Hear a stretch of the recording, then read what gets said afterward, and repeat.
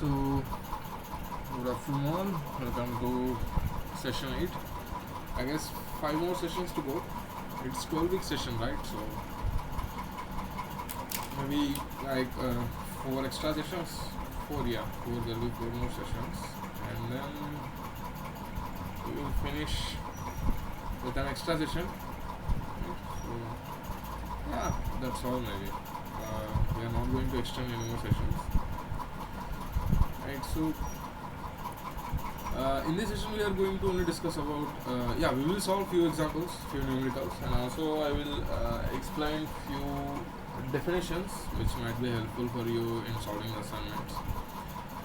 Right, so, and then mostly we will talk about the smelting, and then we will go to converting process. Right, so that's what Sai has discussed in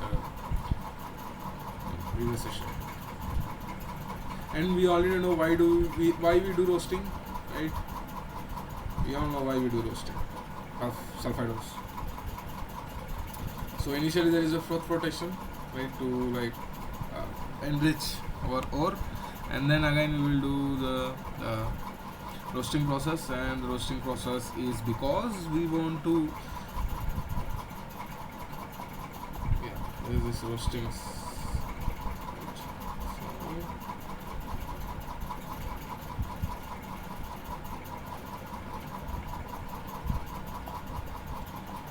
Why we do not complete roasting, right? Or you call it partial roasting.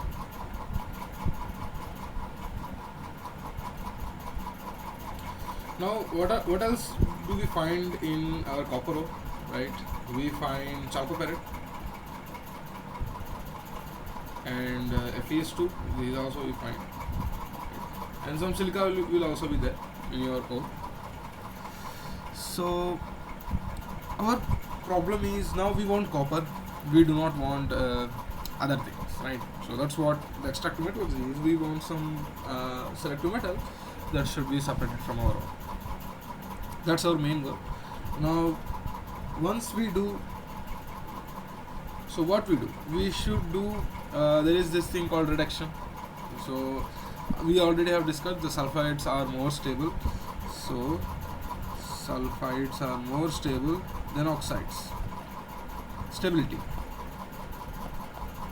So you cannot reduce with carbon or hydrogen. Even if you reduce with carbon, then there will be some carbon suboxides which we do not want, right? And there are sulfides and oxides. Sulfides are more stable than oxides, so we cannot do the reduction process. Then what we do? We can do the metallothermic. Then we need to have a large amount of metals required to do the metallothermic reduction, again, which is not good. So what we do is how can we convert them into oxides? So that's our case. Now we want to convert our sulfides into oxides. So this is our goal. And then we will reduce to get our metal. This is a theory, right? Now again, once you get oxides, we can get reduced, and then we get metal, pure metal, right? So that's the theory behind it. Now how do you convert from here to here, from sulfides to oxides? Now we can do the dead roasting.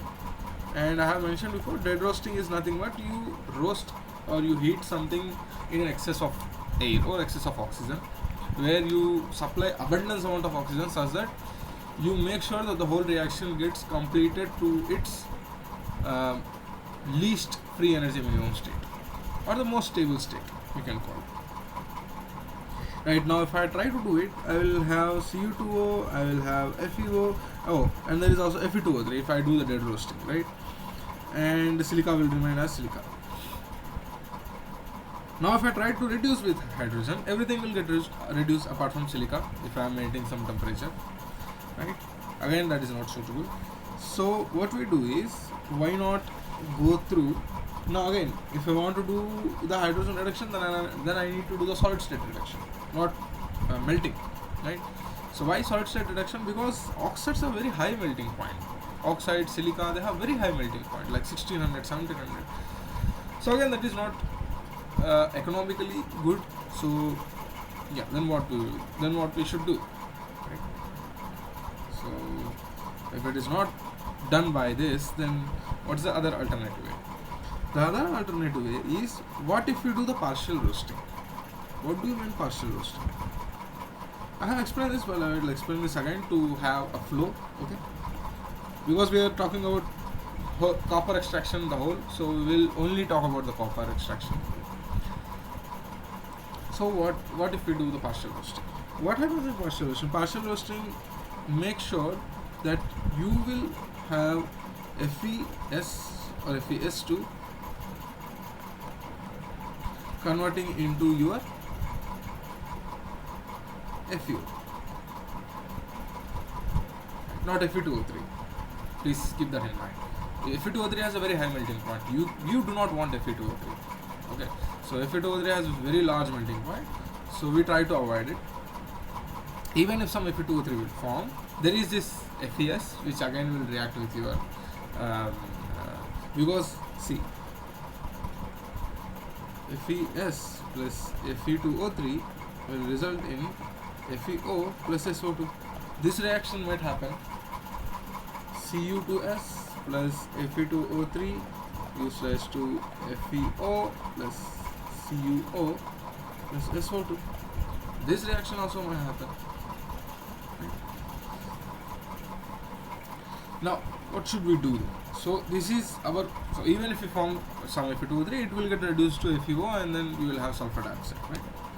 Now the byproduct is sulfur dioxide, whatever you do, because you are trying to convert sulfides into oxides. So sulfur dioxide will come out. Now this can be used in further process to create sulfuric acid. That is the different point. Now, so what we do if we partial roasting? Now if we do partial roasting, because iron will selectively oxidize first rather than copper.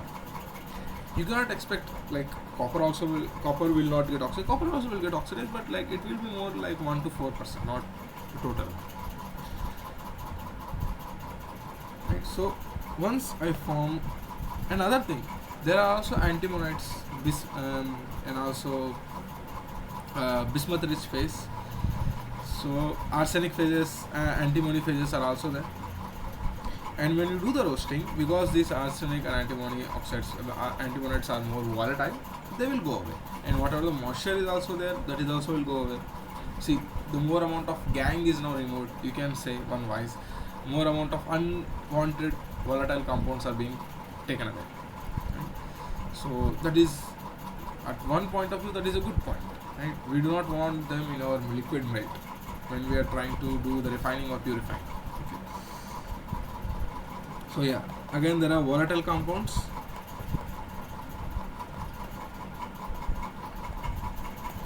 Will come out. So our ore becomes rich. I cannot say like large amount of, like it's mostly you can increase the grade of your ore, right? Maybe it might be maybe few percent, but still it is good, because the more you can take out the elements, it's the better, because you are not going, because once you go into the process, there might be very variables that come into picture. So before that you are trying to remove as much as possible. So that is a good point. So that's why we do the roasting. One point of doing roasting also is because of these things, this guy and also this guy. Now once I do the partial roasting, I have FeO, FeS, CO2s. Right? And I'm not an iron sulfide, because you can find iron sulfide also and FeS2 also. So I'm not going to write both of them. I will just write FeS. Okay.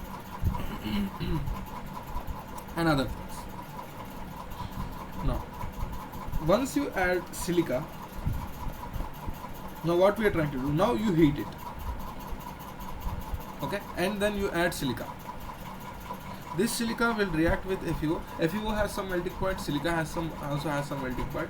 When FeO reacts with silica, if it forms silicates, iron silicates, which has lower melting point when compared to these two. That is called the tick point, which I has already mentioned. So it will form iron silicate, which is more like it will be liquid even at lower temperatures when compared to these melting points. So some amount of iron is being taken away, which is good. And when you melt it, you will have your matte. What is matte? Matte is nothing but mixture of sulfides.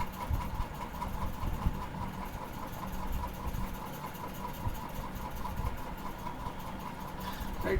And even some copper oxide, let's say you have formed copper oxide, that copper oxide can react with your FeS to give copper sulfide plus FeO. This reaction might happen, or this reaction also can happen if I am maintaining enough temperature. This is endothermic, so this reaction is not I shouldn't say most probable, I should say like it's not probabilistic at that temperature, with the dealing temperature, the roasting temperature that you are trying to deal with. Okay, this reaction is not possible at that temperature. If you increase the temperature, then yeah, it will happen, because this reaction is an endothermic reaction, not exothermic reaction. And people will say, we will come to that in converting process. You will see this process, this is autogeneous process, because you do not need to supply any type of energy, but still this is endothermic. You will see that why this reaction becomes autogeneous. Okay, yeah. So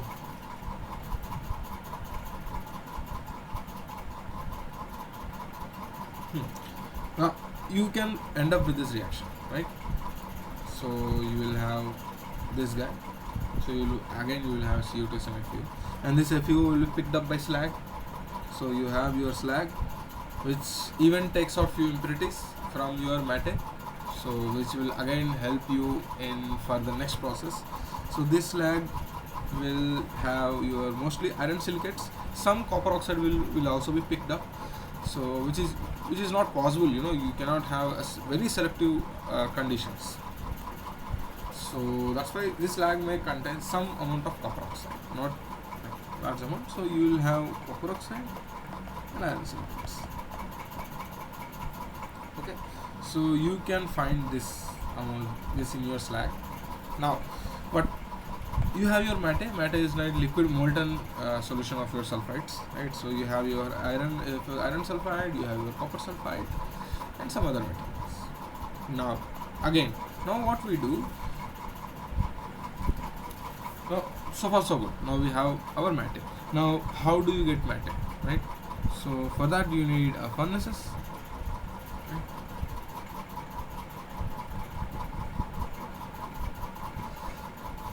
Now there is also this called as a autogeneous smelting.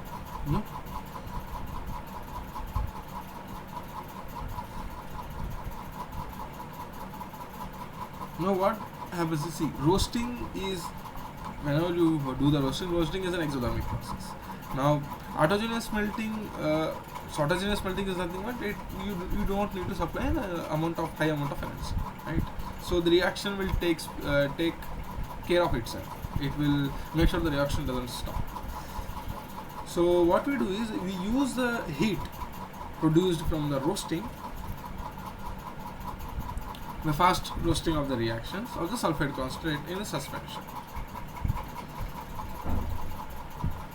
Now see, some reactions may be endothermic, some reactions may be exothermic, but when the exothermic reactions mostly dominate, they will make sure the reaction continues. Now, even though how much you can use, but there is still the air that you are trying to purge, right? So if you want to do the roasting, you need to purge air. So air will take out some sensible heat. So that's why to avoid that, we do the preheating of your air, or increase the oxygen concentration, such that you will only end up with sulfur dioxide, not the waste nitrogen, the extra nitrogen that you are trying to supply in the air. That will take sensible heat, because nitrogen is inert at those temperatures. Nitrogen will not break down or react to form nitrites or something. So it unnecessarily gets heated up, it unnecessarily takes away heat. Right? Now why the autogeneous smelting used? Because it is a fast process, right? you will have high rates of reactions, so lots of energy is being saved because you are only using the heat that is coming from your roasting of your sulfide to oxides, right? And if you use enriched oxygen, there is no outcome of nitrogen, that means there is only sulfur dioxide, then you will have less amount of dust. Now there is one disadvantage. What is the disadvantage? When you are trying to do fast reactions like roasting, you may end up with oxides, which is possible because we are trying to do at very faster rates, and because of this condition you can have copper oxide, and when you do the smelting, the copper dioxide will be taken away by slag, so your slag will be richer in copper oxides or copper content. So that's why there are still some modifications that needs to be done, and there are various autogeneous smelting reactors, right? So the one famous is Outokumpu and flash smelting, so which is OUTO.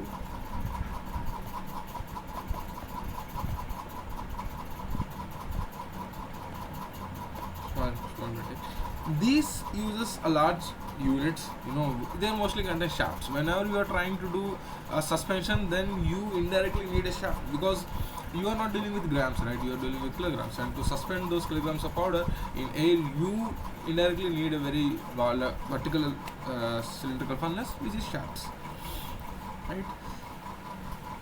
Now there are even in the shafts you have two types. One is your reaction shaft, where you do mostly do the roasting and the smelting of dried concentrates, and there is a settling hearth. You have your shaft, and then you have your hearth, right? And then you have your outlet. This is a simple mechanism. You ignite or you use a flame, so such that there is a reaction happens here. So, and because of very high amount of oxygen or high amount of because of high temperature, this will become melt, and they will be collected at settling hearths, and whatever the byproduct gas will be removed from here. So at one point you can have melt, and at one line you will have slag.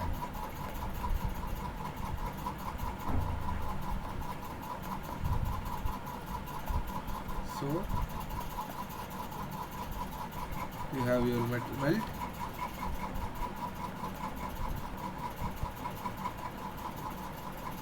and then you have your slag.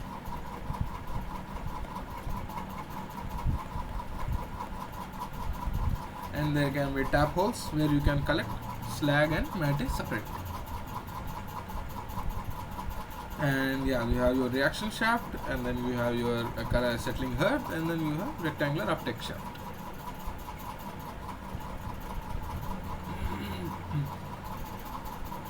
Now coming to Outokumpu flash smelting, so concentrates, so you have your concentrate, which again before roasting you have moisture too, right?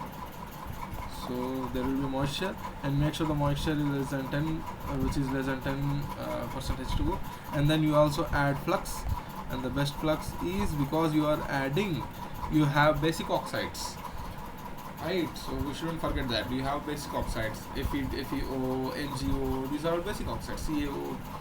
So to form slags with these basic oxides, then you should add acidic oxides, then they will become neutral and they will form silicates. So the best acidic oxide you can get is silica.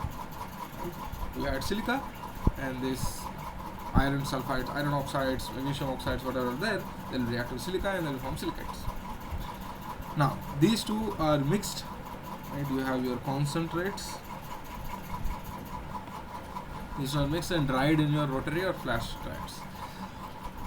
Now, and then they are conveyed at the top of the shaft, right? So you have your insert mechanism, right? So where you will convey your concentrates plus flux. And also you have burners here. Why burners are to make sure they get heated up and also to remove any type of moisture. And then you also have oxygen combustion. Here you have burners, okay, and then you have oxygen or air depending upon what type of you're using, which is preheated to 500 degrees centigrade, okay? Again, to not have a sensible heat taken away.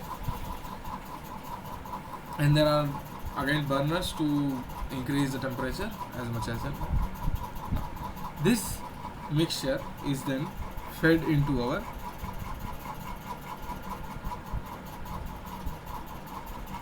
now, and these are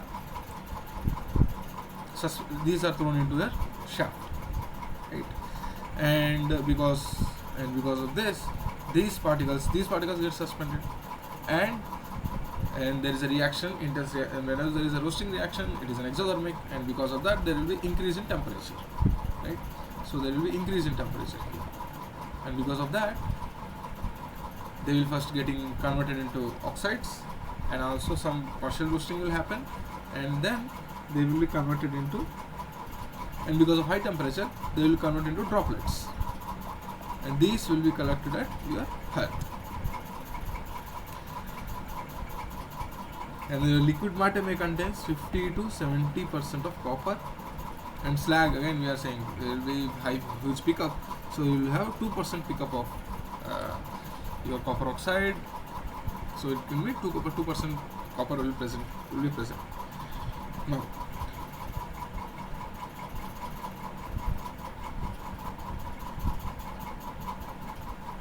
see, these are highly oxidizing conditions. Now if you want to take out this copper oxide, then you need to apply reducing conditions. And how do you apply reducing conditions? You either supply carbon dioxide or carbon, right? So at that temperature, carbon dioxide will react with your metal and become carbon monoxide, and this carbon monoxide will form froth. Keep that in mind. Whenever carbon monoxide will form, and then it will react with, because the slag is your liquid and carbon monoxide is gas, which will be trapped in slag, which will form froth, and froth increases the surface area, so more amount of carbon monoxide will react with your copper oxide, and this copper will be corrected. So that is what we call as a flotation and reduction process to recover whatever this copper oxide is there from the slag. Now, what are the reactions that we see? You have CuFeS2 reacting with oxygen, giving rise to Cu2S and FeS, which is your matte, and FeO plus SO2. I am not balancing the reaction, okay? And whatever the pyrite FeS2 was there will react with your oxygen, it will form FeO plus silica, okay? And also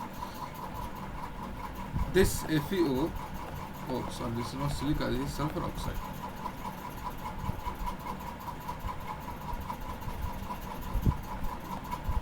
Will react with silica to give silicates. Okay. Now, what else we can do to suppress the residual heat that is taken out by the gases? We can use enriched oxygen. So that is one condition. We can increase the oxygen content in air or blast air, and to maintain this temperature differences when you are moving from one furnace to another furnace, because next step we need to do the converting, right? So instead of that, what if we can have everything into one furnace, right?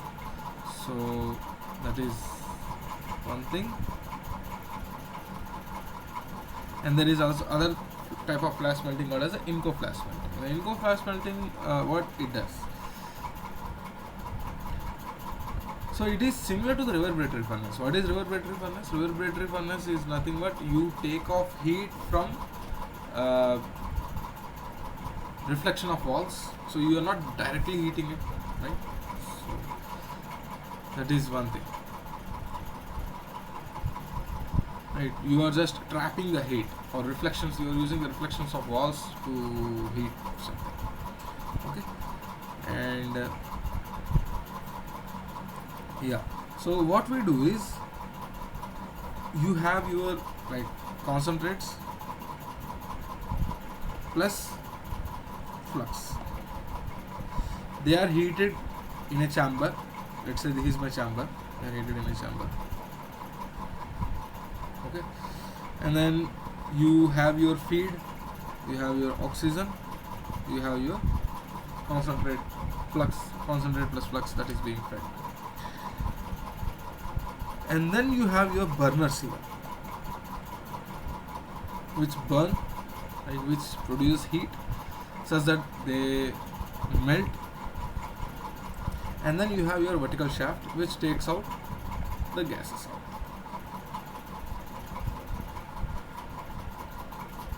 Now there are burners at the both ends, and from where you supply the oxygen. Now, what is the advantage here? Here you can use pure oxygen. Okay. So because of using pure oxygen, you will only generate very small amount, very sensible heat is not being carried away by nitrogen. So you will only have sulfur dioxide. Most of the flue or most of the product gases will be sulfur dioxide. That means you will have negligible dust formation and less energy requirement. Now what happens? So because of this burning and because of the heat, you will have your hearth. So you have your liquid metal, and then you have your slag.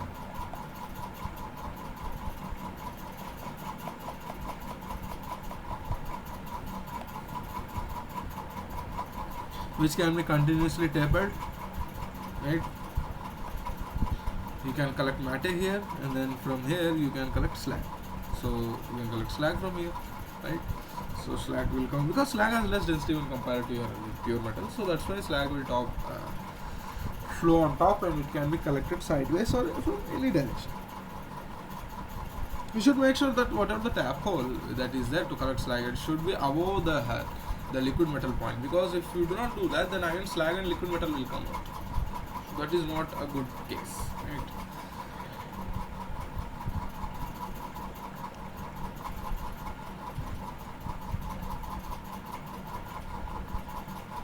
No, so yeah, because of this purity of oxygen, you will not have very large amount of dust.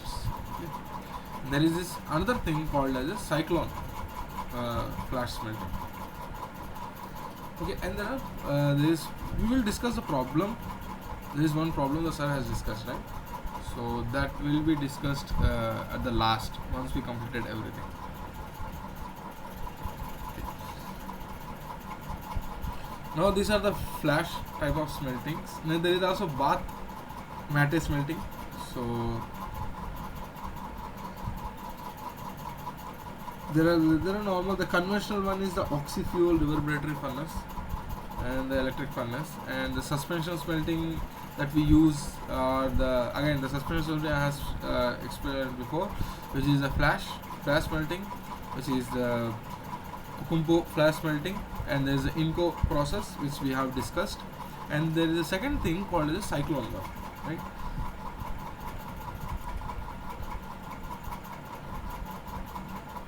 Now, please remember there is a bath smelting also is there. In bath smelting, you will have like both the matte smelting, and then you finally do the conversion.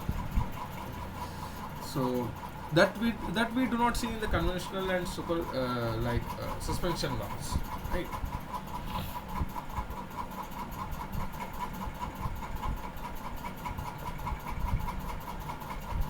Now this cyclone smelting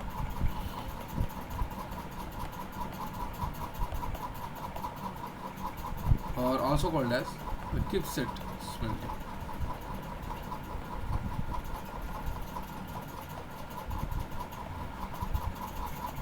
Kipset cyclone.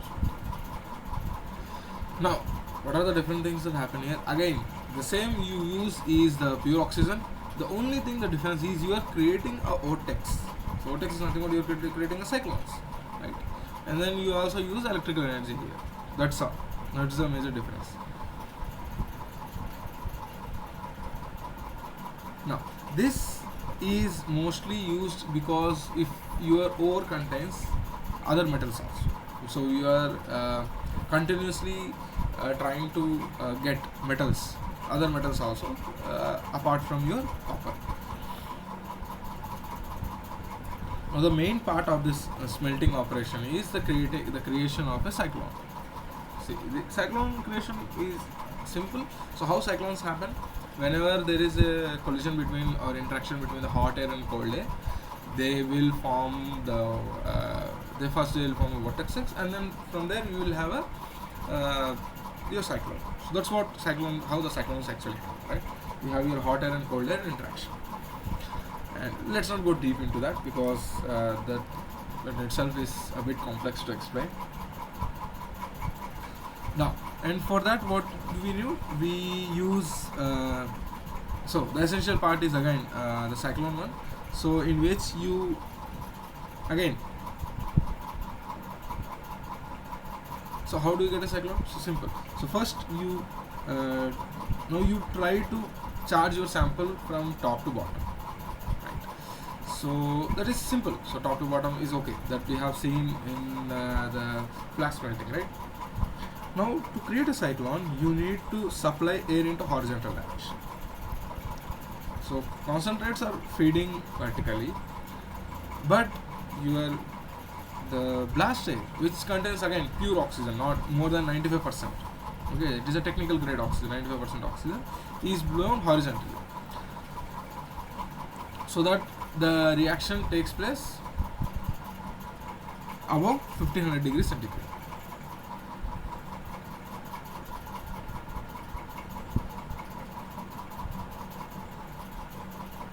So one, you have your reaction shaft, right? So let's draw it. So what are the different things you will see? One, you have your reaction shaft. Again, this is a suspension, please remember. So whenever I'm talking about suspension, that means there should be a shaft, right? So, and then you are blowing oxygen, right, at 95% purity. So you have your feed coming from here. So there is this feed, and also you are supplying oxygen.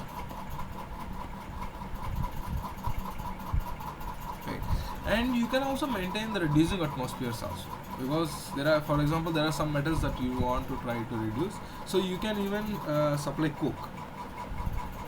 Okay, now this is the whole thing is divided into various parts. So for separating and settling, right, so we also need a settling. Now, so there is this other term called as electro here. Now, why we need ergo? Thermic, yeah, we understand. So thermal energy being created because of your roasting, right? Roastings are always exothermic reactions, and there are also burners also to attain some temperature. It's not like we are not using energy at all. We are using energy, but not the amount of energy required to like do the reactions itself, right? So that is not, we are not doing that. We are just supplying some burners which which increase the heat of your oxygen blast air, and also the heat of your feed, and because of that the feed and reacts with oxygen, which is an exothermic reaction, and again which in turn releases more amount of energy, which again increases heat. So this becomes and because of that heat, because of that excess heat, this whatever the endothermic reactions are there, they will get completed, and parallelly there are exothermic reactions also happening. So this is autogeneous. So that means the reaction will carry on until unless you feed the feed and oxygen at a certain temperature, right? So there is this reaction shaft which takes place, which makes sure that everything gets not dead roasting, which you have a partial roasting, and then you will have, because of the temperature, you have your matte which will be settled, right? So that's why you have settling stage. Now here there are electrodes. Okay, now what these things do?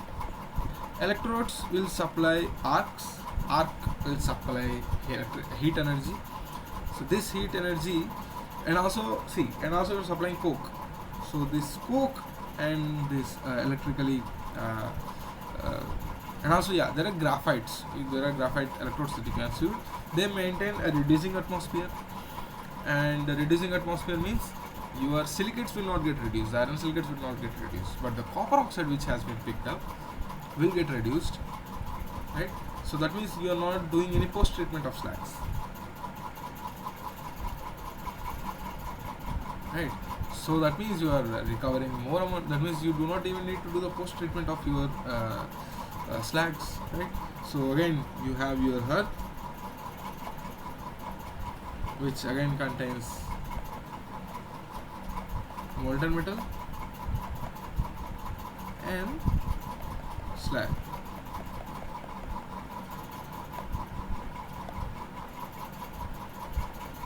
Okay, and then you have dust collectors and the air purifiers and everything here.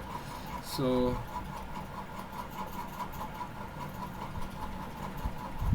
so then you do the recycling of the dust and you get separated. Again, because you are using pure oxygen, you have more amount of sulfur dioxide, less amount of dust, copper dust, and so on.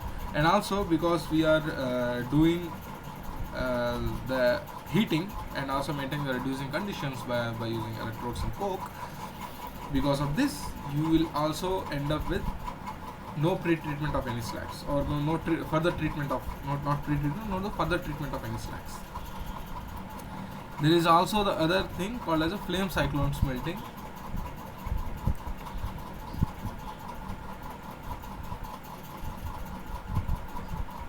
Now here what's happening here is the major difference is there is also this special chamber. The whole everything takes place. The flash cyclone smelting, the flame cyclone smelting takes place in a chamber where the molten droplets are separated by centrifugal force. That's right.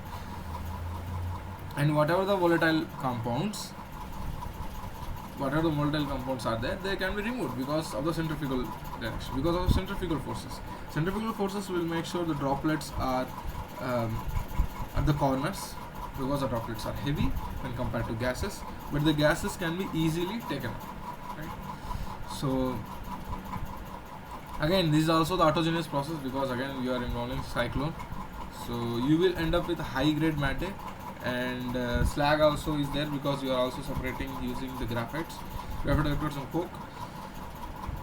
Okay, so this is the flame cyclone smelting is more suitable for complex or lean ores. Complex ores means there are more number of metals or volatile compounds that are present and you want to separate them, right?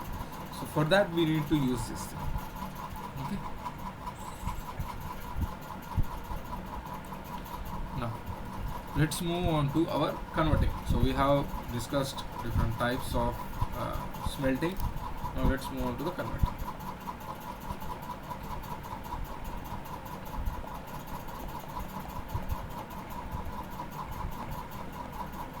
Now what are the different things that we are end up with, right? So we have matte.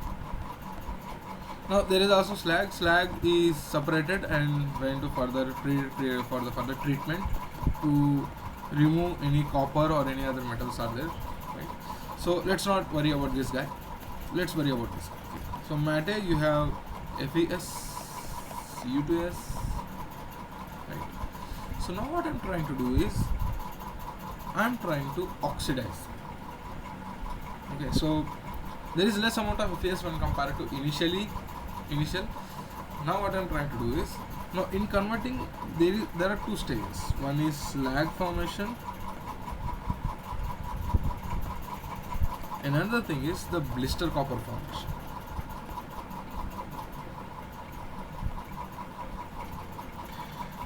Why the blister copper came? When after we do the converting process and when you do the solidification, and because of the gases trapment in your copper metal, and once you cool down, it will finally result in like a blisters. So that's why it will look like a blisters on some metal. So that's why we call it as a blister copper. That's it. That's how the name came from. Now, how do we do the conversion process? So, in conversion, see, the basic theory behind using the conversion process is, now we are end up with less amount of iron sulfide and good amount of whatever the copper sulfide was initially there. Now it is present as copper sulfide. Now what I'm trying to do, I'm trying to oxidize them, then reduce them. What if I can do oxidation redox in a same in a single step? Okay. How do we do that? Or in a series of steps. It's not like I am first doing the oxidation and then I am doing the reduction. No, oxidation reaction happens simultaneously. How do we do that? See, one thing about this guys, the copper sulfate, is whenever so for example, if I try to oxidize it, right? So let's say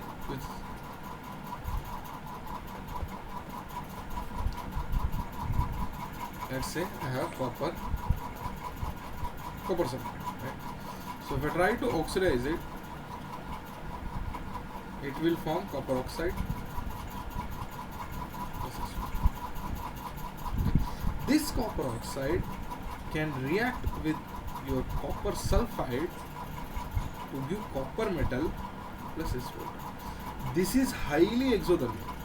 This is endothermic, not highly endothermic. Okay, this gives an energy of minus 144 kilocalorie per mole. But this reaction is plus endothermic, right? So it is 28 kilocalories. And finally, you will end up with minus. Okay, you have to calculate that. Right? So when I do the calculation, I have to balance it. So Cu2S, two coppers are balanced, one copper. So there is this 3/2, right? Yeah. So copper will turn out to be, okay. So I need how many oxygen atoms? 2. Let's take 2. Then this will become 6 copper oxygen atoms. Then I need to multiply this guy with 2. So then finally this will become 2 copper sulfate atoms. So 3 moles, 2 moles.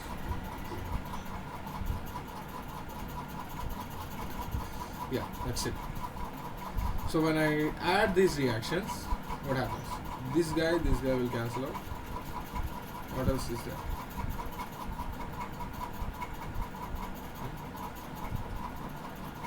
So 3 moles of Cu2S, so 3 will go out. So I will finally end up with Cu2S. So this will become 2 times minus 184.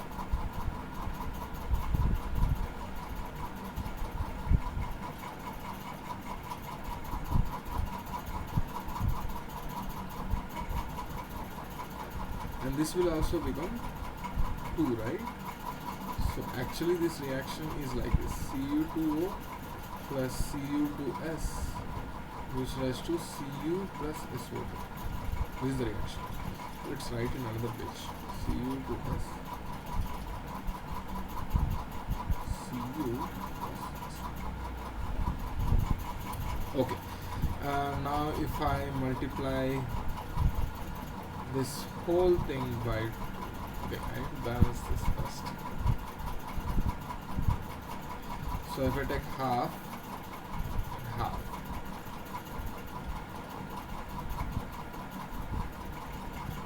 copper is balanced.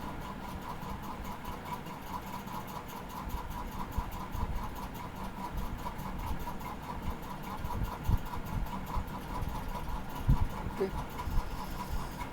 So still the copper is not balanced. So instead of writing this,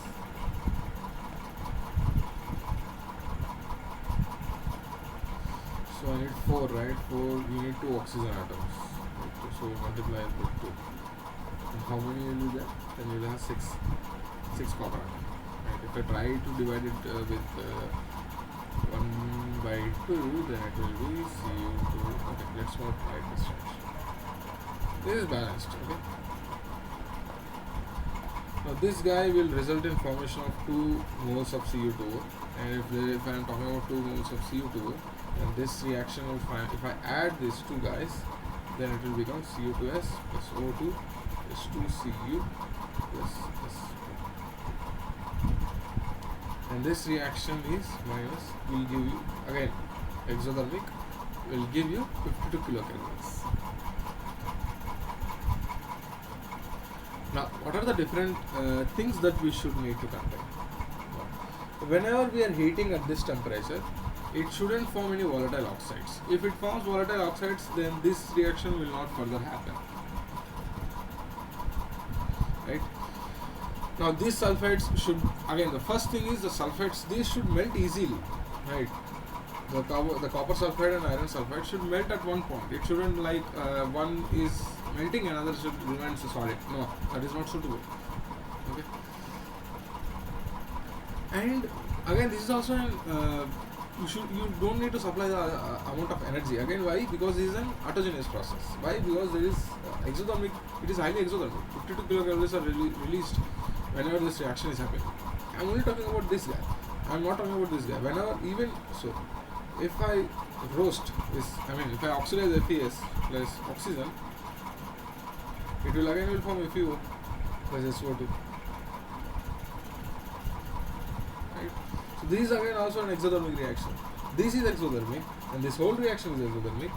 So there is a tremendous amount of heat energy. Not, I shouldn't say very tremendous, but yeah, there is a huge amount of energy that has been created, heat energy, and that heat energy can be used, right? So that's why you don't need to supply extra energy for these reactions to carry.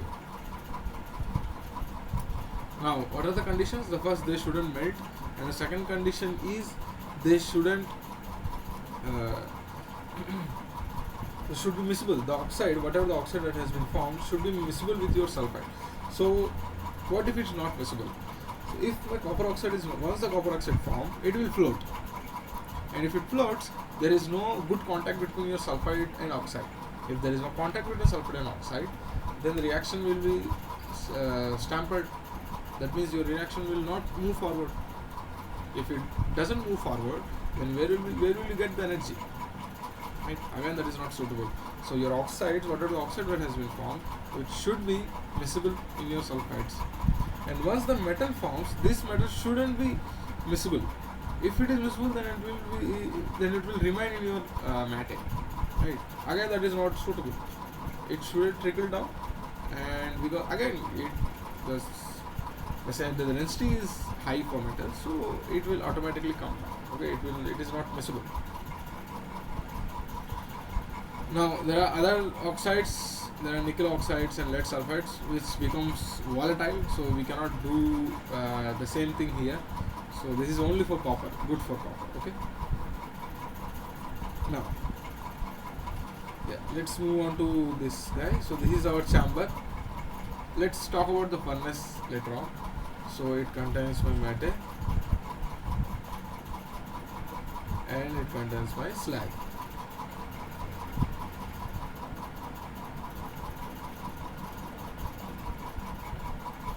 Now this slag, now how this slag will form, right? Now if I try to purge, this is slag formation stage. No, let's not draw the slag now itself, okay?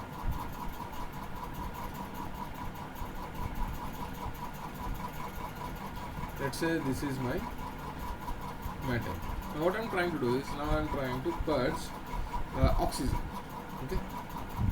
The first reaction that happens is FeS plus 3/2O2 goes as to FeO plus SO. And also we are adding flux. So this reaction happens and it will form your slag. This FeO will react with your silica and it will form slag. Different types of silicates, right? And because of this, you will have this. Because of this reaction, you will have the formation of slag.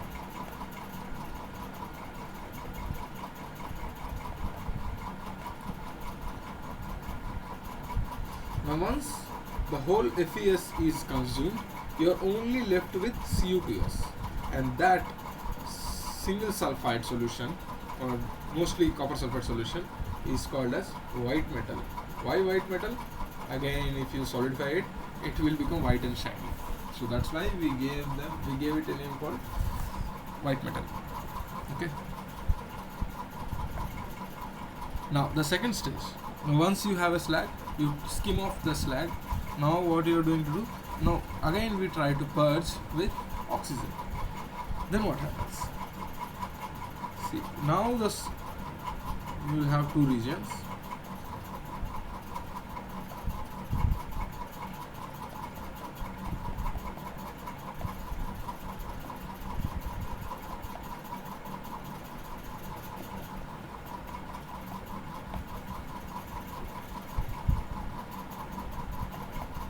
Now this is my white metal, okay, which is mostly Cu2s,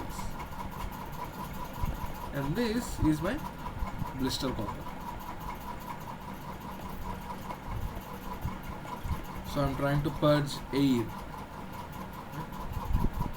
and we need to make sure we are not purging air from here. Why we will come to that, okay? We are purging from here, sideways. And why we are doing that? We are only purging where the white metal is there. If you purge copper, air or oxygen here, yeah, obviously it will form copper oxide, which is an exothermic process, but the copper oxide need to travel from here to here, right? And if it doesn't travel, let's say it doesn't travel, then what happens? The reaction will not move on. If the reaction doesn't move on, the whole chamber will become cool. In the, I'm not in the sense of like cooling to room temperature. I am saying the reactions based on the reaction temperatures. So for example, this from 1600 it may come to 1400, which is not suitable. If that happens, whatever you are trying to purge, here it will become solidified, and this will become choke. And once it choke, everything will, the whole reaction will get stopped, and everything will get solidified, which is not suitable. So that's why we only purge where the copper metal is there, right? We are not trying to purge everywhere, right? So wherever you find the white metal, there you purge copper oxygen, and because of that, you will have copper oxide wherever the oxygen touches the copper atoms, copper oxide, and also because you are purging in copper sulfide, so there is abundance amount of copper sulfide, right? And they will result in form of copper plus sulfur dioxide, and because the copper is immiscible and very dense, so it will trickle down and fall into your melt, and this goes on happening until this whole white metal is being consumed. And how can we see physically? See, once this copper oxide, you will have copper, and once this copper reacts with oxygen, the pure metal, it will form carbon oxide, and this will generate green flames. Green flames is a sign that your white metal is totally consumed. Now you are oxidizing your copper, which you should stop. So we stop the reaction, and you will end up with more than 98% purity of copper. And there will be impurities like liquid melt, like nickel, iron, nickel, cobalt. There is antimony, there is tin, zinc, lead, and some other precious metals also, right? So this is what happens. Now let's move on to the converting technology. So there are two types. Again, you have bath converting and suspension converting.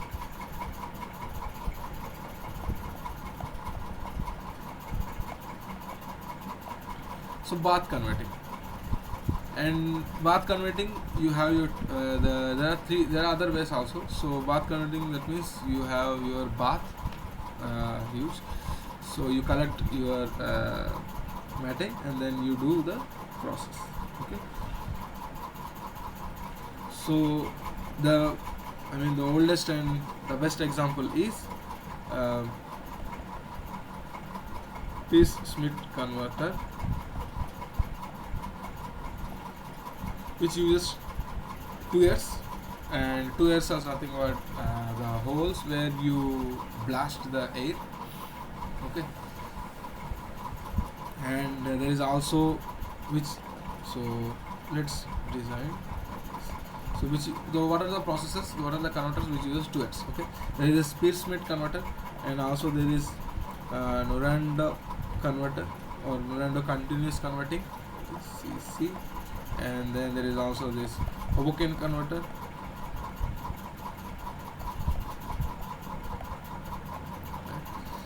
and also this Vanuco converter, right,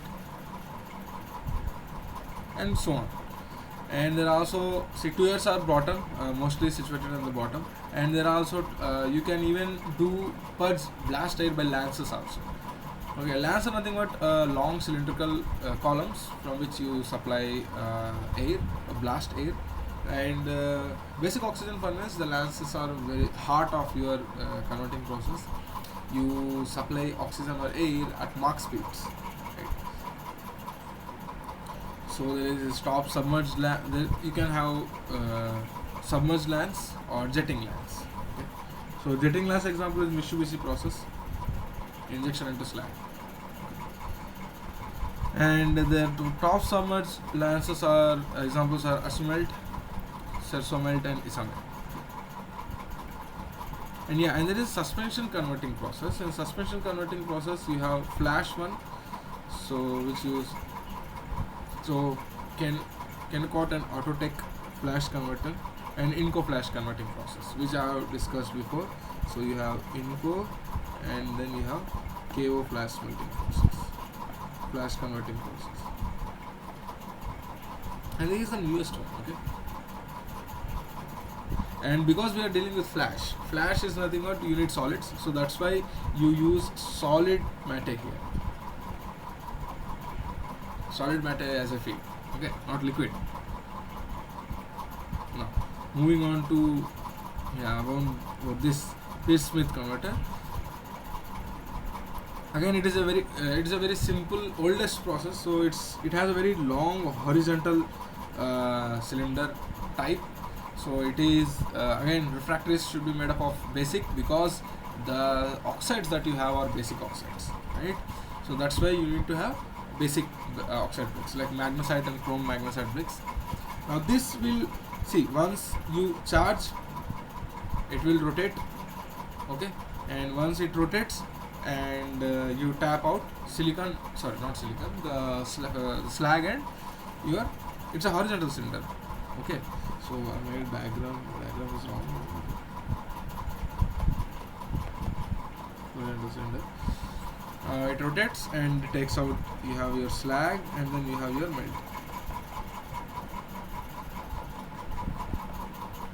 Okay.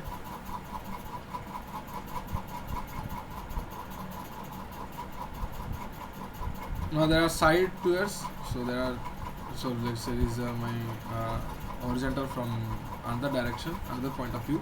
Then you have side tuers. Okay. And the next one is the Hoboken converter, siphon converter.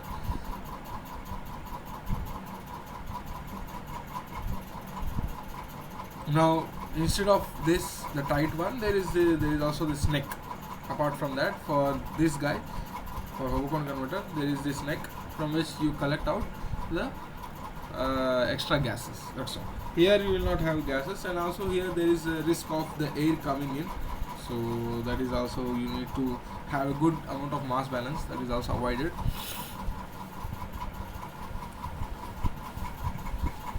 Right. Now moving on to the horizontal one.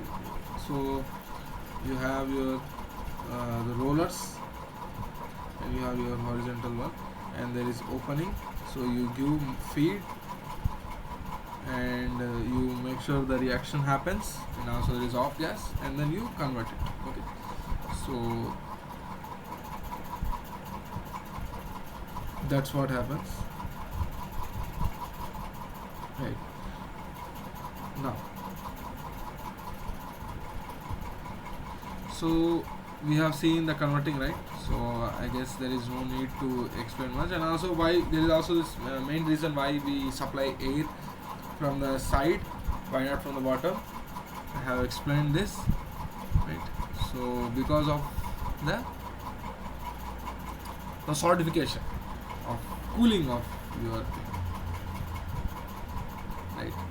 Now let's move on to the conversion of nickel sulfides. See, liquid sulfides are not that much straightforward.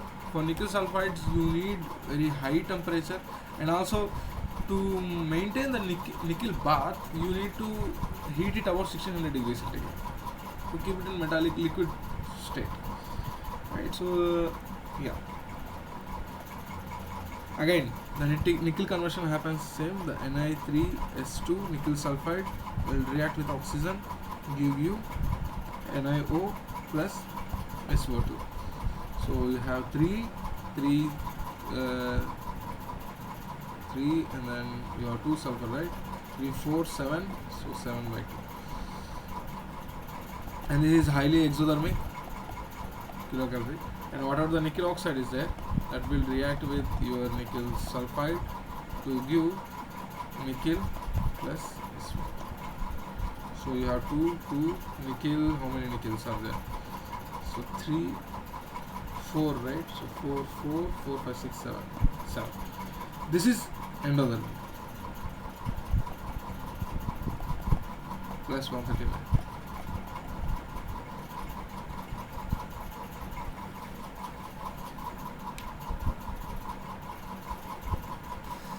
So here we have seen, even though the reaction is endothermic in copper, but this reaction is highly endothermic. Right, so that's why this is not very easily carried out process. So to do that, we have to intentionally mix them vigorously, right? So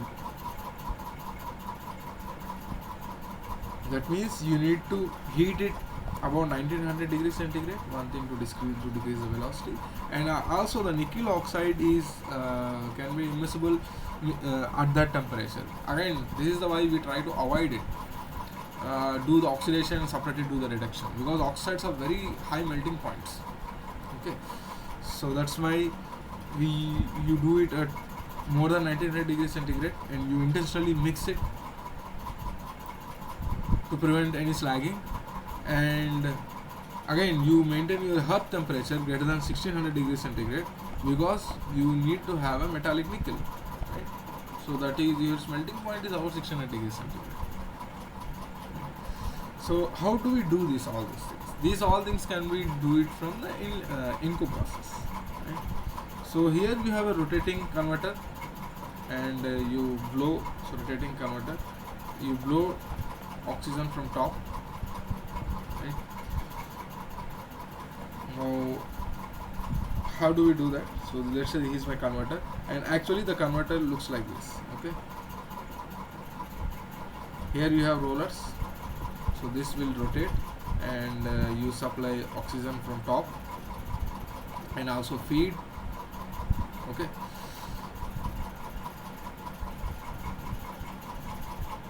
yeah.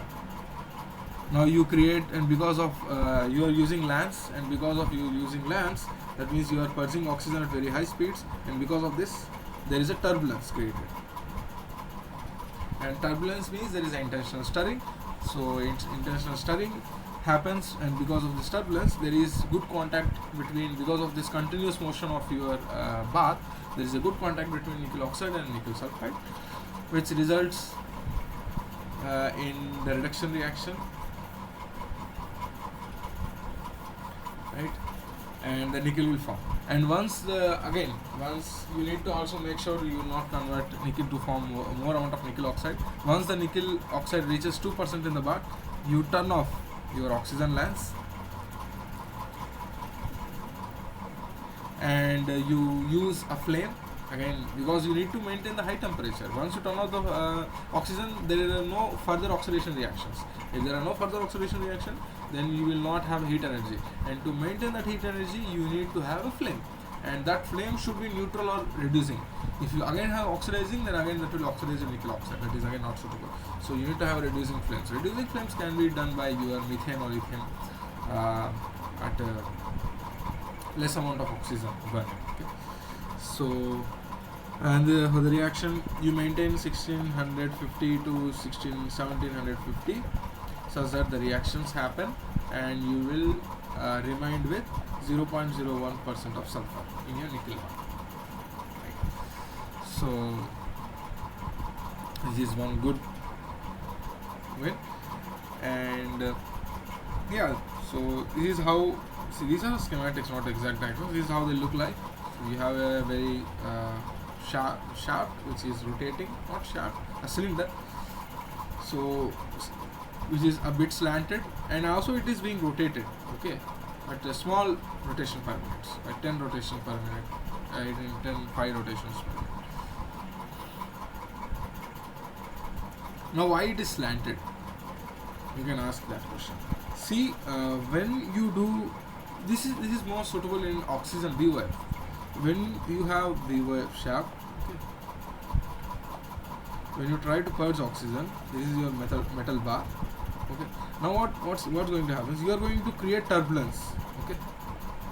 Two separate vortices or turbulence will create it. But if you do the slanting, let's say, diagram skills are not that good.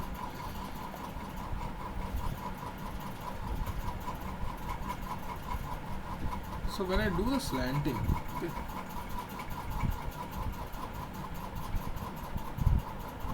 the slanting we do normally is like 18 degrees. Okay.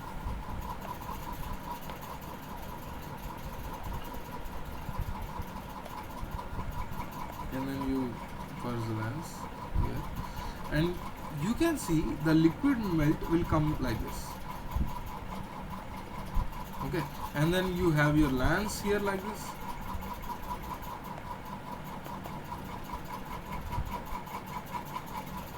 And because of this, you are creating a single vortex, which is much more feasible. Okay. For mixing. Now, oxygen is again introduced by lens from top opening, and this combined effect and this rotation will make sure the reaction happens in a molten bar. And this is also used in steel making also. And again, this operation is done at 1650 degrees centigrade because you do not want to solidify your liquid melt. So this is how it happens. Now whatever the nickel oxide is there, that can react with your lining to produce silicates, aluminates and spinels, etc. and even so salt solutions. So this can adhere to your reduction process, right? Now that's why you need to maintain a good control what is the amount of nickel oxygen is there, okay, or nickel oxide is there. Right? So yeah, this needs to be taken care of.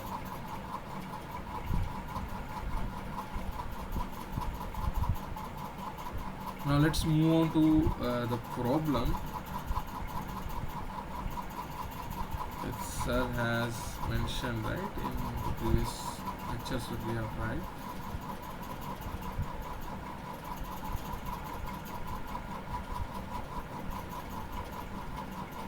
Okay. Now let's do that problem, okay, step by step.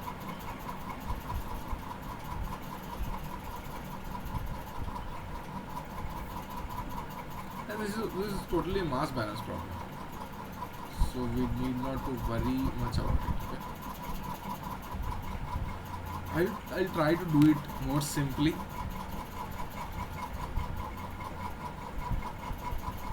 Okay, where are we right now? Yeah, 14. Let me add a few more slides.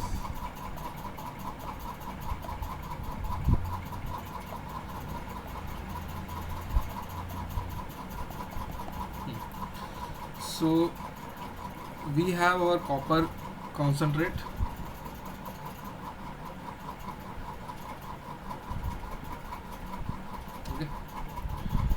copper concentrate, right? Or chalcopyrite, which contains CuFeS2, FeS2, SiO, and containing 20% of copper, 36% of iron, 41.146% of sulfur, and remain silica. Okay. Now this is fed into our flash smelting furnace to produce matte, and finally we have matte. Okay, and that matte has 50% of copper.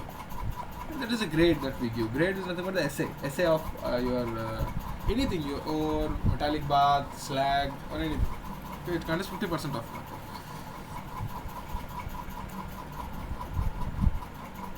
And remaining whatever the sulfur is there, so that sulfur is oxidized to sulfur dioxide. Okay, so please keep it in mind.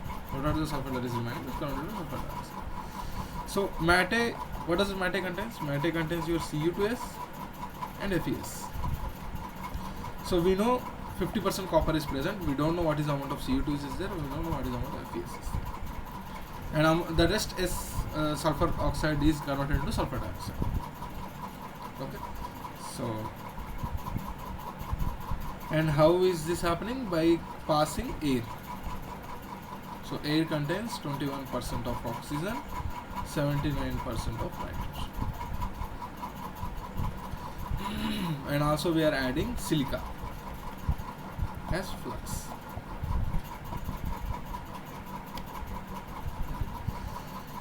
So let's see for 1 ton what is the amount of matte produced. Now if I want to talk about the matte, let's first do the concentrate balance. Now what do we know? I know I have, okay, let's write it like this. I have 20% of copper. This is the whole melt. Okay, 36% of iron, 41.146% of sulfur, and the remaining is silica. Right? Now, what do we do this? So first let's see what is the concentrate. What is the deal with concentrate? So I have CuFeS2. I have Fes2. I have silica. Now CuFeS2. So I know there is a 20% of copper in my concentrate. If I'm talking about 1 ton, then my copper is 200 kgs.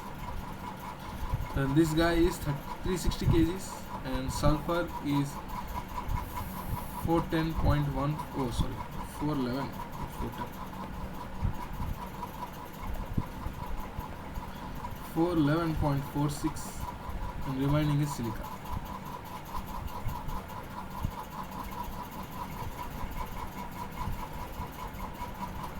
Or I can write it as 28.54 kgs. All I have to do is subtract 200 plus 360 plus 411.46 minus 1000. That will remain with 28.54 kgs. Right. So this is the silica that is present. Okay. Now, what is the amount of CuFeS2? Let's not see iron first, because silica is 28.54 kg.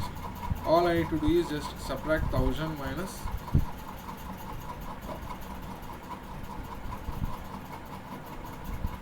this whole thing, and I will finally end up with that much silica. As you can see, 4, 5, 6, 7, 8, 9.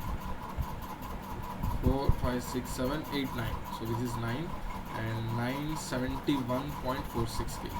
971.46 kgs minus 1000 will give me, this is 9, so this will be 54, this will be 9, this will be 8.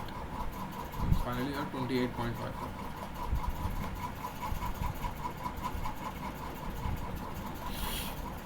Okay, so let's not do this side, silica thing.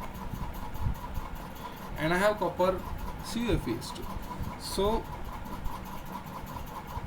if I have 1 mole of copper, then I will have 1 mole of CuFeS2. Right? Then how many moles of copper are there? To do that, I need to divide it by what is the molecular weight of copper. Molecular weight of copper is 63.5. This is equals to 3.15 kg per mole. Okay, so my concentrate is 3.15 kg per mole.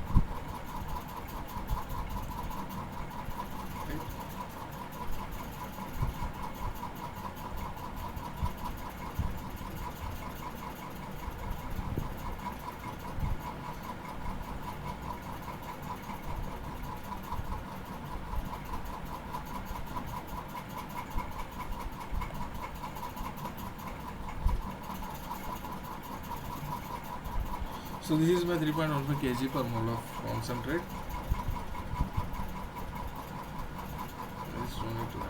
Okay.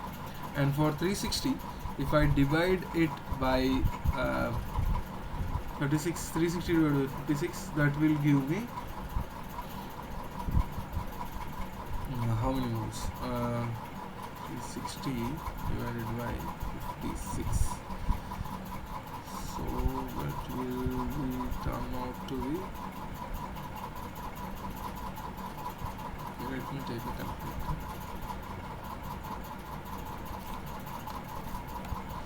So 360 divided by 56. That is 6.42 moles.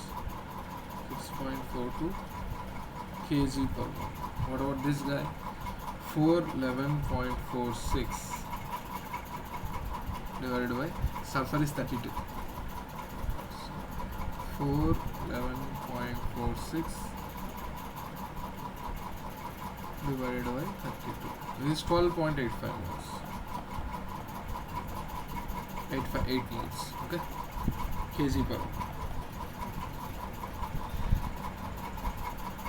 Now, if I have 1 mole of copper, then I should have 1 mole of CuFeS2. If I have 3.15 moles of copper, then I should have 3.15 moles of CuFeS2, which if I multiplied with my total weight, so total weight of CuFeS2 is 63.5 plus 56 plus 64. This is equals to 183.5. which will be equals to 577.952 kgs. What about FeS2? Right. Now, all we can do is we can directly subtract 577.952 plus 28.54 minus 1000. I will directly get a FeS2. Or I can do is I can see what is the total kg mole of iron, right? So 3.15 kg mole is here. That means there should be 3.15 kg mole of iron also. So 3.15 kg mole of iron is present here. Now total moles is 6.42. So that means 6.42 minus 3.15 will give rise to 3.279 kg per mole. And if I multiply with 56 plus 64 and 11, 12, 120, this will give me 3.279 times 120, that will be 393.48 kgs. That's it. This is the amount of CuFeS2, this is the amount of FeS2, this is the amount of silica. And finally, if you add everything, it will be 1 ton. Okay. Now this is about concentrate. Now let's move on to metal.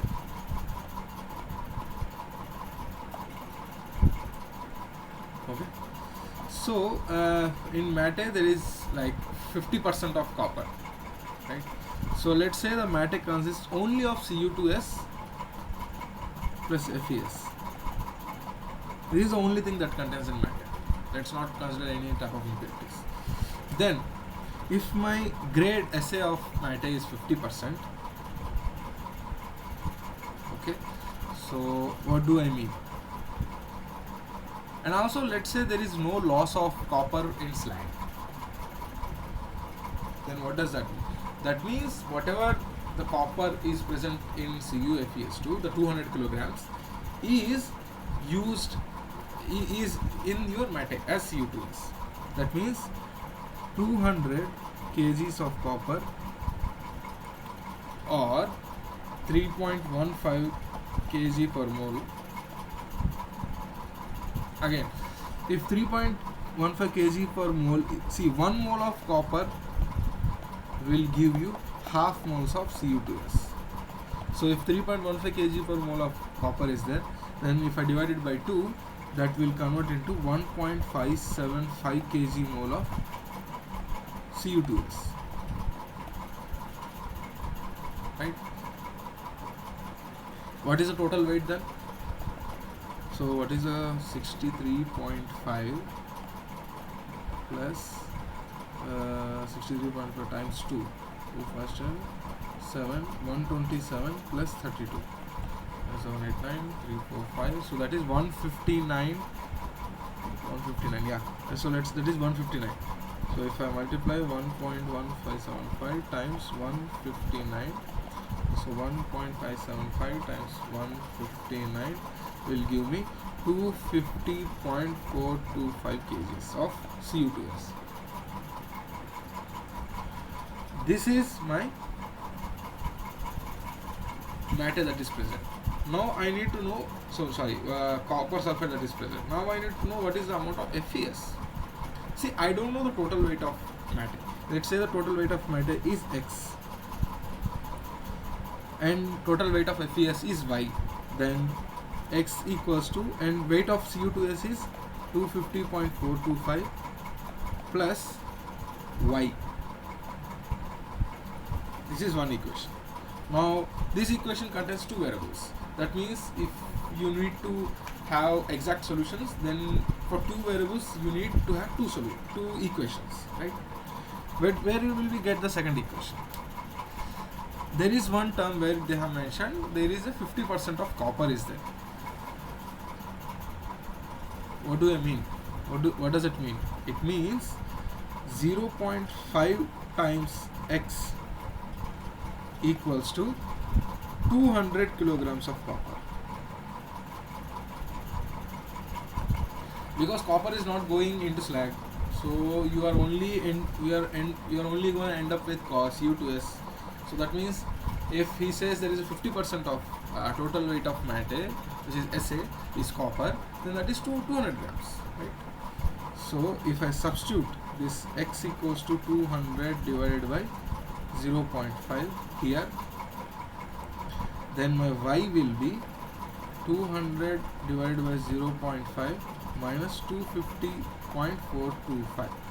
Let me do this. This is 5 fours. This will be 400, right? Because okay, so 5 fours 20. We will have 40, and there is also other 0 here. 5 by 10, right? So it will go above. There will be 400. So 400 minus 250.425. That is 149.575 kgs. Number of moles, all I have to do is divide it by, iron is 88. So divided by 88, then it will be 1.7 kg per mole. This is FeS. What is S or X, right? So X will be 250 plus 250 plus 425 and 149.575. 5 5 is 10, 7, 8, 9, 10, 10, 10, okay, 10, 2, 3, 4, 5. And okay, so that's about the matter. Now moving on to slag. Now what does my slag contain? My slag consists of 70.588% of FeO and the rest is silica. So how much is that?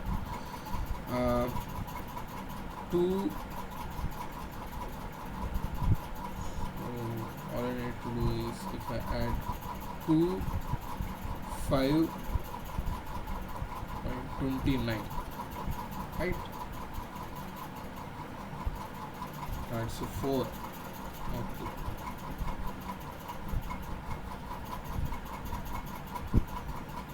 Okay, so it shouldn't be 2. This is wrong. This should be 1. This should be 4. Yeah. So 2 plus 8, 10, 10, 9, 10, again 4, 9, 10. So 29% of your silica.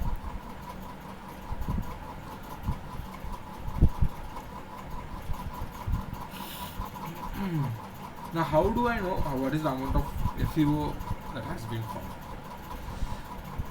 I know how many moles of FeS is there. 1 mole of FeS will, if 1 mole of Fe will, 1 mole of Fe will react with 1 mole of sulfur to give 1 mole of FeS. So that's the equation. That means if I have 1 mole of FeS, then it means I should have 1 mole of Fe or 1.7 mole of Fe. Oh, so 1.7 moles, right? So 1.7 moles. How much is 1.7 mole? So 1.7 mole times 56, which is how much is that? Let's convert everything into kg instead of again converting into this. Okay. So now.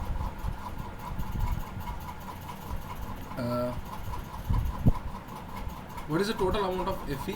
Total amount of Fe is total Fe equals to Fe in mate plus Fe, which is oxygen in slag, right?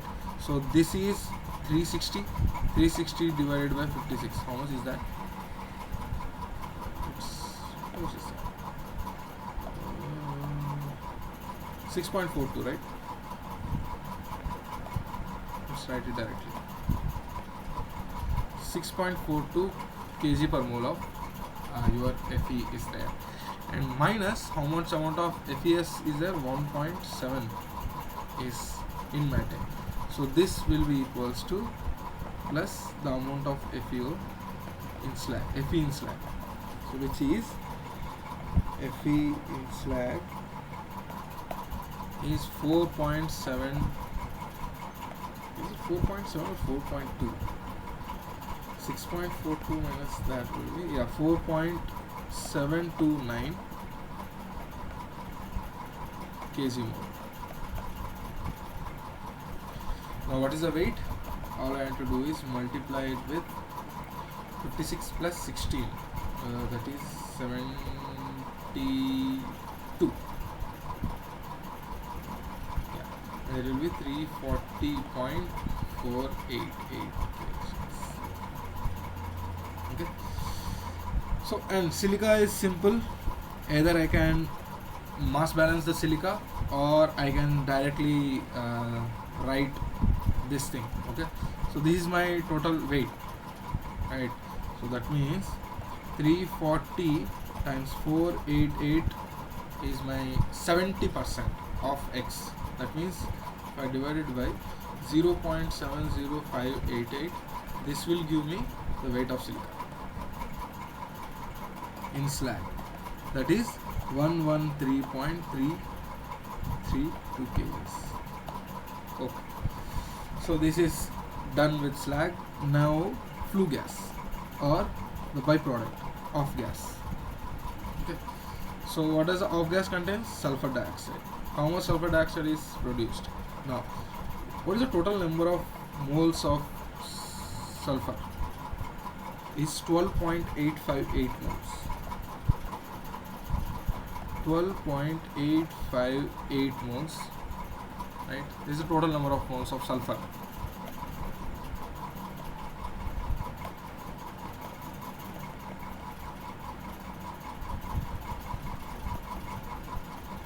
Now, sulfur dioxide will be equals to total S minus sulfur in where? Sulfur in where? FeS minus sulfur in Cu2s. Right. So how much is that? This is 12 point, which we have found it, 858 minus 1.7 moles of FeS minus 1.575 moles of Cu2s. This will be 9.583 kg per mole. This is the amount of sulfur dioxide that has been created.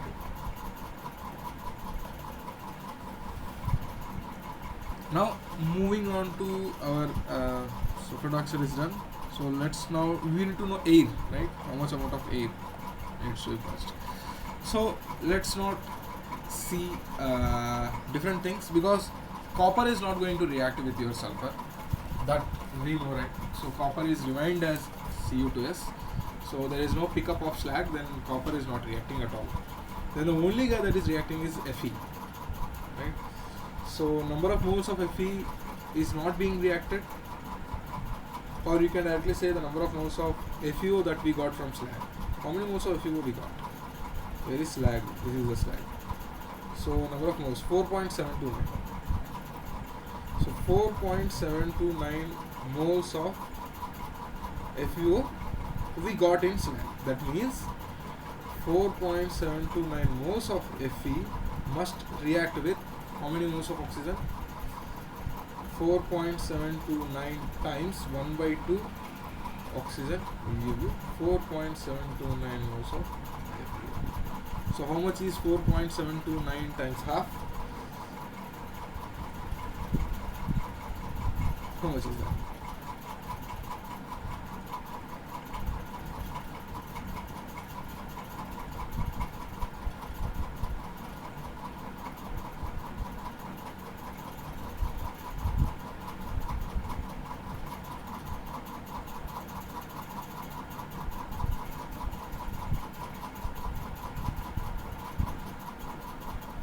That is 4.7 moles of half is 2.3645. So this is 2.3645 moles of oxygen is required here. And there is another case where you need 9.538 moles of oxygen.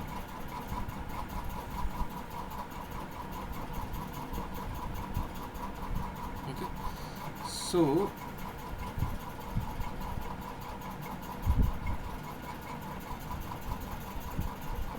where that oxygen is going to be used, right?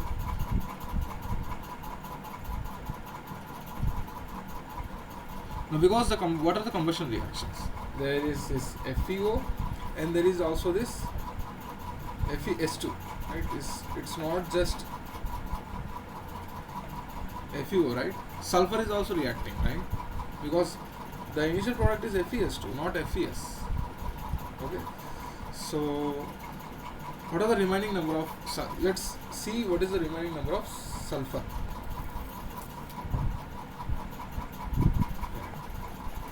So where else we find sulfur? Sulfur is found at what is the total number of moles of sulfur? Let's see that. Total number of moles of sulfur is 12.858. So 12.858 is the total number of moles of sulfur. This is total sulfur equals to sulfur in copper sulfide, right? So sulfur in copper sulfide. So okay, we don't even need to do that because we already did it, right? What is the amount of sulfur dioxide that has been formed? 9.583. So we can directly write, because 1 mole of sulfur reacts with 1 mole of oxygen to give 1 mole of sulfur dioxide, right? So that means what is the amount of this guy? 9.583. So this is 9.583. So what is the total oxygen required? Total oxygen required is 9.583 plus 2 point, how much is that? 3645. 3645, that will be equals to 11.9475. Now total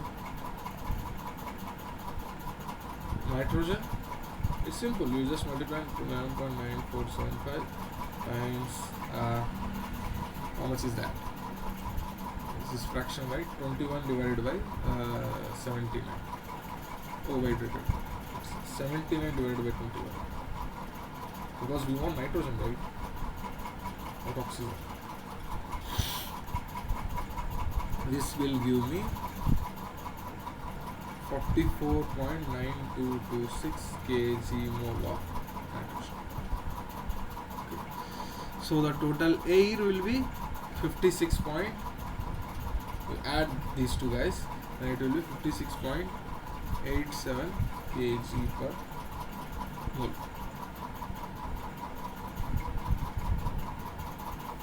Okay, so what is our final thing? So amount of gas generated, yeah, we already given this here. So if you want to know the amount, the total volume, then all you need to is multiply with this with, because everything is in SI. So let's take 22.4 times into meter cube. So this will give me 1220.925. Okay.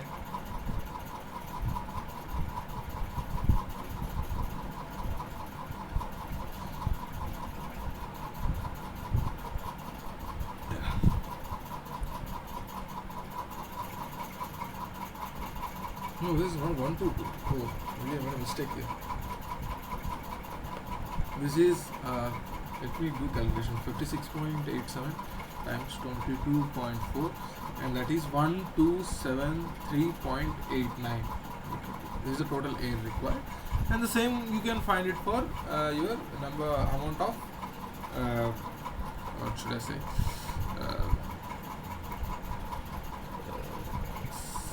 yeah, for sulfur dioxide.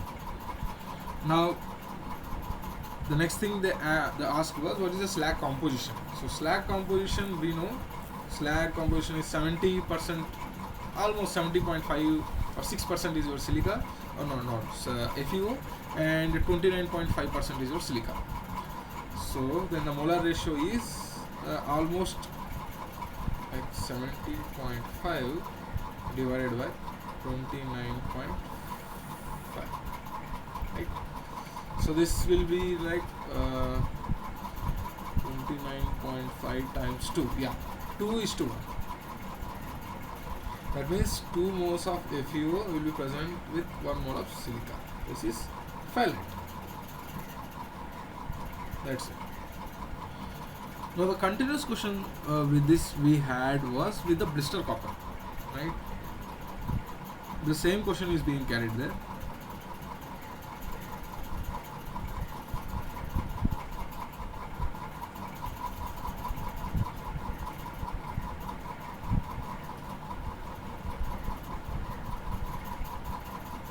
Right, so let's open that question. Let me open that question first.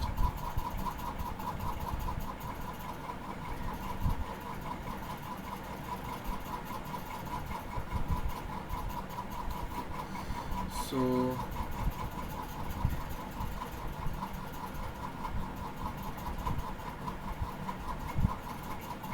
moving on to that question, yeah. So the same matter is being used. Now this matter, the flash matter, whatever we did, so that matter is considered as 60 tons. Okay, 60 tons of that matter that we have did the calculation. For a conversion process.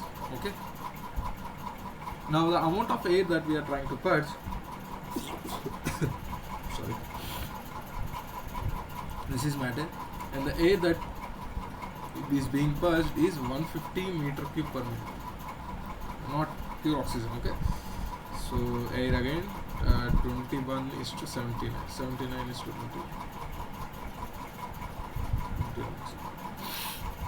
Right now, so our next question is, and also we are adding silica flux. Silica we are adding. Okay. Again, it is assumed to be pure silica. Now the finally the slag, our slag contains. So then I have a slag. My slag contains 70% of FeO and 30% of silica. Again, there is no pickup of copper. Okay. Now what I need to know, what is the total weight of slag produced? Let's again assume we are producing pure metal. Okay, there is no impurities, there is no iron present in it. We are making a pure metal. Fine. So let's do the first question, the total weight of the slag produced. Now for 60 tons, what is the amount of copper was there? The copper was present as 400 kgs, right? Where is that? 200 kgs, 3.15 kg per mole. So that means, so 60 tons times 200 will give me 1200. Okay, and then I divide it by, what is my weight? Weight of copper is 63, which is okay. So let me calculate how much is this. 1200 divided by 63.5, which is 18.8976 kg mole of copper is there.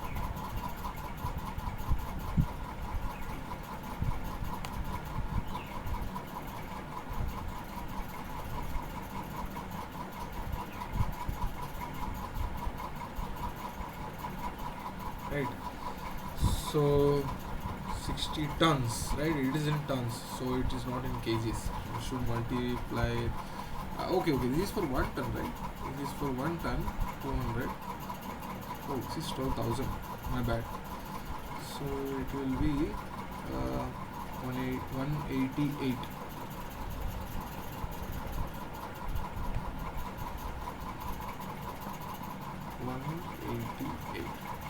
Now if I want to know what is the amount of Cu to S, then all I need to divide this by 2.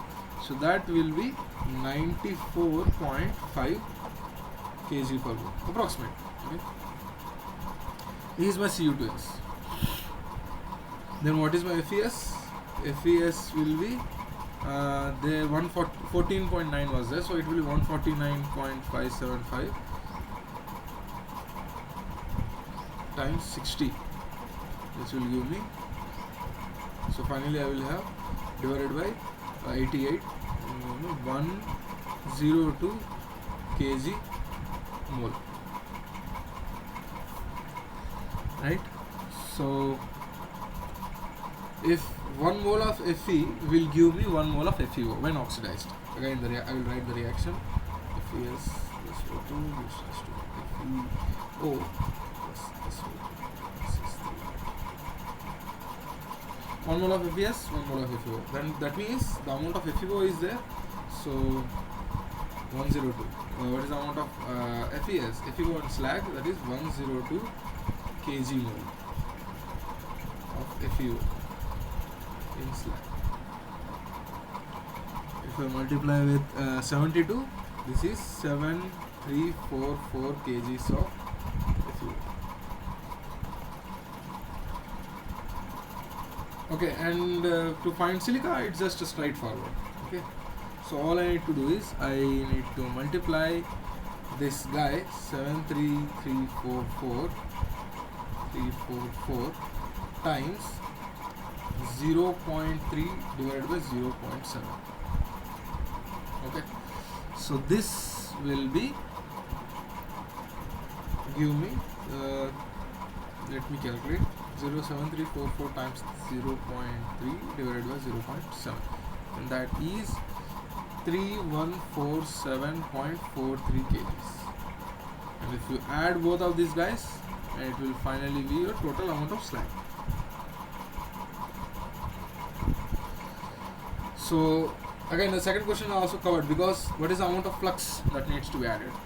Because the silica is not present in your matte, the only flux that you are going to add is this one. So that is 3147.43 kilograms of silica.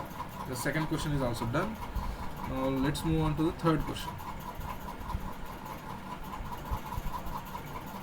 What is the oxygen required?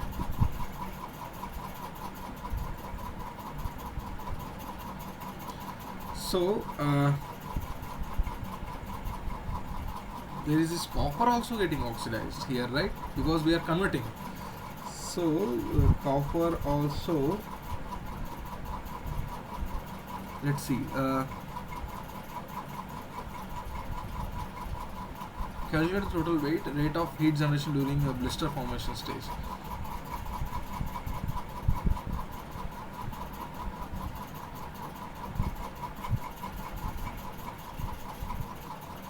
Okay, so oxygen required. Let's say only slag generation. If you are only talking about the slag generation, during the slag generation, what is the total amount of only oxygen that's been used? Then only FeS is being oxidized. That means for every 1 mole of FeS, 3.3 by 2 moles, that means 1.5 moles required.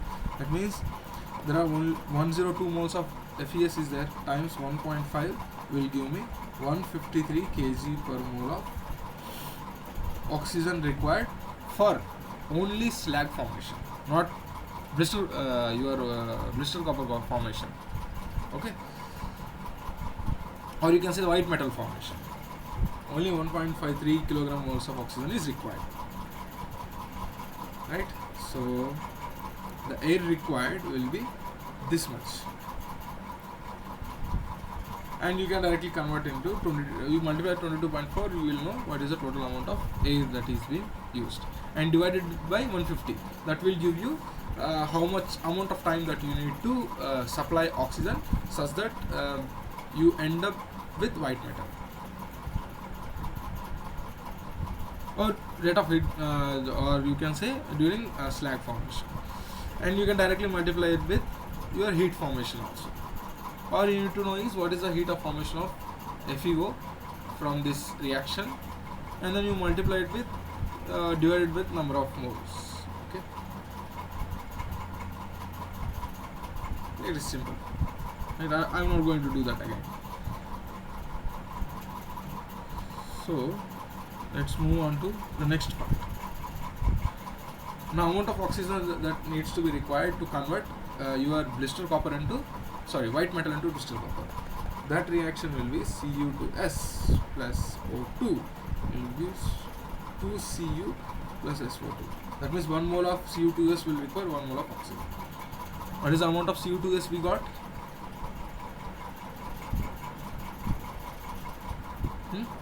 So amount of Cu2S will be 94.5 kg per mole. So that means 94.5 kg per mole of oxygen required for blister copper.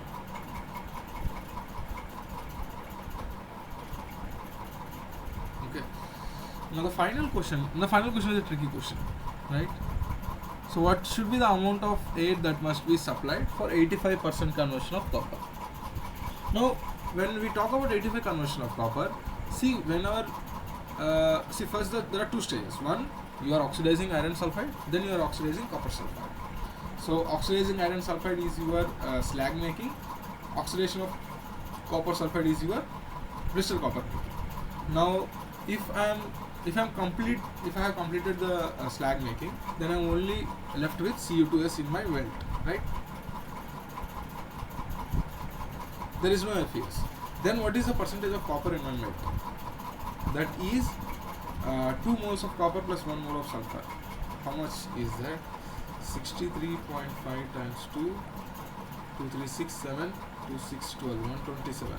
127 plus 32.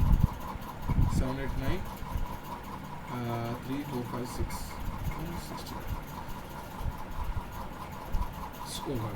It's 159, not 160.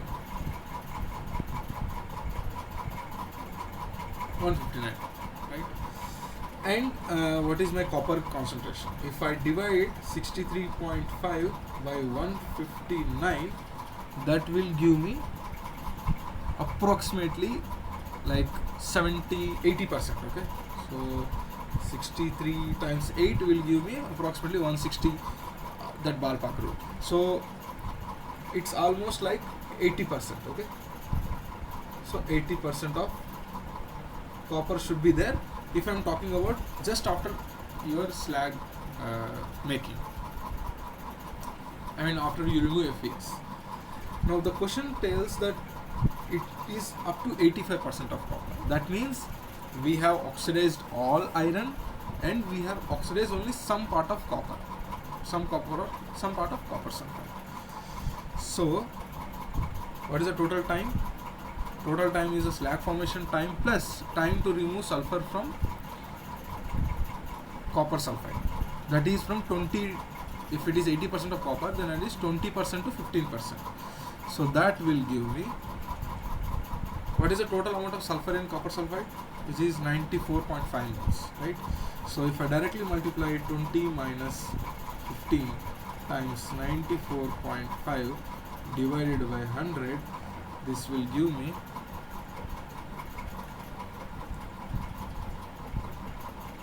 because these are in percentage, right? So this will be 5 by 100 and that is 5 ones, 5 fours, 5 twos, right? Then this will be 0.05 times 94.5, and how much is that? 94.5 times 94.5 times 0.05, which is 4.725 moles has been, sulfur has been taken out. That means air required is the initial, so how much of air do we require? Which is 4.725 times 70, okay, there is nitrogen, right? So times 4.76 times 22.4 will give me, I need to calculate, this is the amount of the, some X value you will get. So the total air will be this value of X plus the total time that you took for FES conversion. So that is our final answer. Okay. So yeah, we have reached our time. So that's all for today's session. Okay, let's meet in another session. Session 9, right?